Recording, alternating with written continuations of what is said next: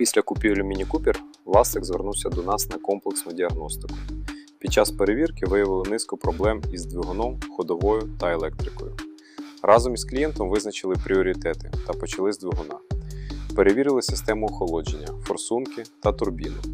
Усунули проблему з вентилятором, відремонтували турбіну, замінили витратомір повітря та усунули підтікання оливи і антифризу.